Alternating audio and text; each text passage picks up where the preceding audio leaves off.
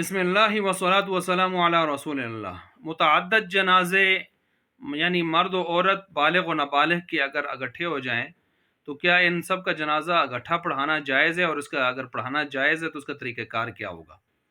جواب یہ ہے کہ علیحدہ علیحدہ پڑھانا افضل ہے، علیحدہ علیحدہ پڑھانا افضل ہے۔ اور اگر علیحدہ علیحدہ پڑھائے جا رہے ہیں تو مرد کا جنازہ پہلے ہو جانا چاہیے اور عورت کا جنازہ بعد میں، ٹھیک ہے۔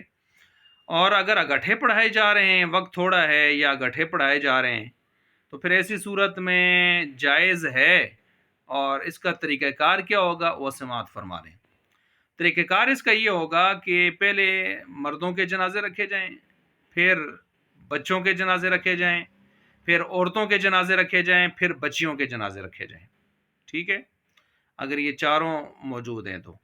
اور ان سب کے جو سینے ہیں وہ ایک سمت میں رکھ کر امام کے بالکل سامنے اس کے سینے کے مقابلے میں لائے جائیں۔